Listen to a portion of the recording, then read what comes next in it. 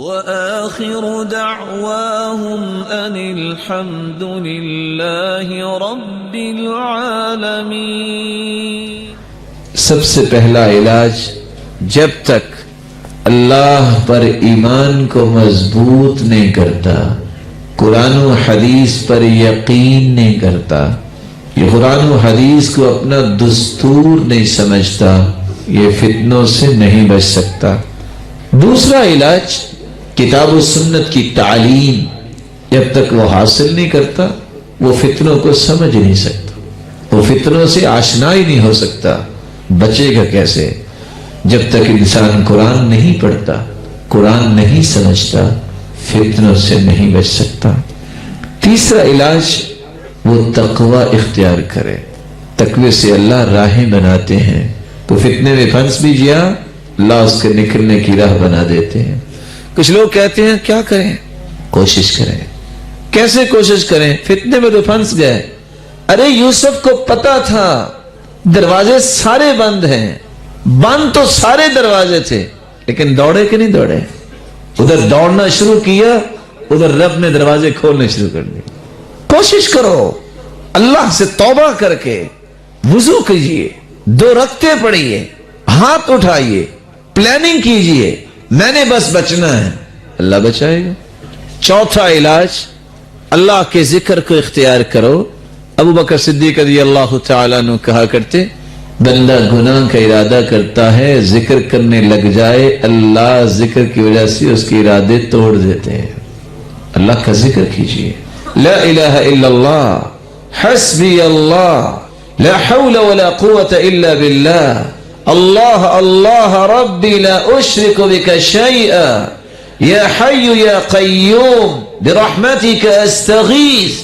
ذکر کیجئے، فتنوں سے اللہ تمہیں نکالے گا۔ 5واں طریقہ جس سے آپ فتنوں کے گرداب سے نکل سکتے ہیں، اگر کوئی سمجھتا ہے کہ میری تو طاقت ہی کو نہیں، میں تو کمزور بہت ہوں، میں فتنے میں آ جاؤں گا، اللہ فرماتے ہیں طاقت پوٹینسی بڑھانے کے کچھ اسباب ہے، وہ اختیار کر لو۔ طاقت کیسے بڑھے گی؟ استغفار کر لو، تم کمزور ہو نا۔ اللہ ذوالجلال پہلے تو بوجھ جو تم نے اٹھائے ہوئے نا گناہوں کے، وہ دور کریں گے تاکہ تھوڑا سا تم ہلکا پھلکا ہو جاؤ، شیطان سے لڑائی کرنے کے لیے طاقت آ جائے۔ اور ساتھ اللہ کیا کریں گے؟ یزدکم قوتا الی قوتکم، تمہاری پاور میں اضافہ کر دیں گے، تم فتنوں کا مقابلہ کر سکو گے۔ علاج یہ ہے کہ تمہیں رب پہ توکل کرنا ہے، اپنی طاقت پہ نہیں۔ اللہ ذوالجلال پہ جو توکل کر لے، کبھی وہ بھی ناکام ہوا ہے؟ آج اس یقین کی ضرورت ہے، اس توکل کی ضرورت ہے۔ اپنے آپ کو کمزور مت سمجھیے، آپ بڑے طاقتور ہو۔ کب؟ جب اللہ کی رحمت ساتھ آ جائے۔ آپ بہت کمزور ہو ساری قوتوں کے باوجود، جب اللہ کی رحمت ساتھ نہ ہو۔ توکل کیجئے، اسباب مہیا کیجئے، رب تعالی ضرور تمہارا ساتھ دیں گے۔ اگلا علاج، جو 7واں علاج ہے فتنوں کا، یاد رکھنا، کچھ علاج ہم جانتے ہیں لیکن کرتے نہیں۔ آ گیا فتنہ، کیا کر سکتے ہیں؟ اب افراتفری، قلق، اضطراب، رونے دینے سے فتنہ ختم نہیں ہوگا۔ صبر کریں، برداشت کریں، اس کا حل سوچیں، پلاننگ کریں، جذباتی نہ ہوئے، کہیں غلط قدم نہ اٹھائیے، مزید فتنوں میں نہ چلے جائیے، بلکہ توجہ کے ساتھ، فکر کے ساتھ برداشت کیجئے۔ اللہ حضر جلال نے جب یہ کہہ دیا ہے ان اللہ مع الصابرین، اللہ صبر کرنے والوں کے ساتھ ہے، اگر تم فتنے میں ہو تو کیا اللہ ساتھ چھوڑ دے گا؟ فتنوں کا علاج کرنا ہے تو صبر کیجئے۔ اور 8واں علاج، نیکی کا حکم کرنا اور برائی سے منع کرنا سیکھی۔ تمہیں نیکی کا حکم کرنا ہے، تمہیں برائی سے منع کرنا ہے، اس کے بغیر فتنہ دور نہیں ہوگا۔ صحیح بخاری کی روایت سنیے، فتنۃ الرجل فی اہلی ومالی ونفسی وولدی وجاری، 5 قسم کا فتنہ۔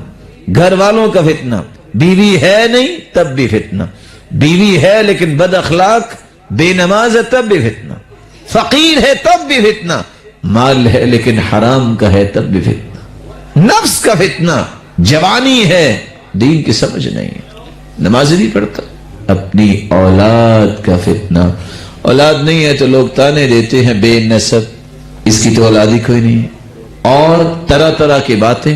اگر اولاد ہے نیک نہیں تو تب بھی فتنہ، اکیلا کہیں کسی جگہ جا کے گھر بنا لے تو خوف کا فتنہ، اور اگر کہیں پڑوسی آیا ہے تو سارا دن گانے سنتا ہے اور برائی کی طرف اس کی زندگی کی ڈائریکشن ہے، کہ اس سے بڑا فتنہ کیسے دور ہوگا؟ نماز کی پابندی کرو، صدقہ دو، روزہ رکھو، نیکی کا حکم کرو، برائی سے منع کرو۔ نواں علاج رسول اللہ صلی اللہ علیہ وآلہ وسلم نے فرمایا کہ اگر تم فتنے سے بچنا چاہتے ہو تو تمہارے لیے یہ ضروری ہے کہ تم فتنوں سے کنارہ کش ہو جاؤ۔ فتنوں سے کنارہ کش ہونے کا معنی کیا ہے؟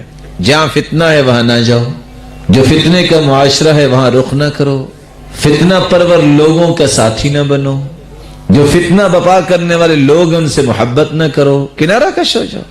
یوتھ کے لیے، نوجوانوں کے لیے ایک مشورہ ہے، اگر مان لے تو کہتے ہیں نا نیٹ بڑا فتنہ ہے، مانتے نیٹ بڑا فتنہ ہے، لیکن کیا کریں بچتے نہیں ہیں۔ مشورہ ہے میرا، جب بھی نیٹ کھول کے کچھ دیکھنا چاہو سب کے درمیان بیٹھ کے کھول کے دیکھا کرو۔ کیا جی کیا دیکھے گا؟ فتنوں سے کنارہ کرنا۔ حدیث سنیے، سیدنا ابو سعید خدری رضی اللہ تعالیٰ عنہ فرماتے ہیں ایک وقت آئے گا فتنے اتنے ہو جائیں گے، اپنے آپ کو فتنوں سے بچانے والا وہی ہوگا جو چند بکریاں لے کے پہاڑوں پہ چڑھ جائے گا، یہ وادیوں میں چلا جائے گا۔ کیوں؟ یفر بدینہ من الفتن، وہ کہے گا مجھے کچھ نہیں چاہیے، کم از کم میرا دین فتنوں سے بچ جائے۔ آج یہ تصور ختم ہو گیا ہے۔ اور آخری بات، کچھ دعائیں ہیں، 10واں علاج، یہ دعائیں کیا کرو۔ ان دعاؤں کو اللہ کے رسول نے صحابہ کو سکھایا ہے، جن دعاؤں کو کرنے سے انسان فتنوں سے بچ جاتا ہے۔ نعوذ باللہ من الفتن ما ظہر منها وما بطن۔ اور دوسری دعا، اللہم انی اعوذ بک من العجز والکسل والجبن والحرم، واعوذ بک من عذاب القبر، واعوذ بک من فتنة المحیا والممات۔ اللہم انی اسألک فعل الخیرات وترک المنکرات۔ اللہ نیکی کرنے کا سوال کرتا ہوں، مجھے توفیق دے، برائیوں کو چھوڑنے کا سوال کرتا ہوں، مجھے ہمت دے، وحب المساکین، مسکینوں سے محبت کی توفیق دے، وَإِذَا أَرَدْتَ بِعِبَادِكَ فِتْنَةً فَاقْبِضْنِي إِلَيْكَ غَيْرَ مَفْتُونٍ۔ اللہ اگر دنیا میں کوئی فتنہ آئے تو فتنوں سے بچا کے مجھے اپنے پاس بلا لینا۔ ان دعاؤں کو انسان کو دہرانا چاہیے۔ اللہ عز و جلال ہمیں ہر قسم کے فتنوں سے بچائے۔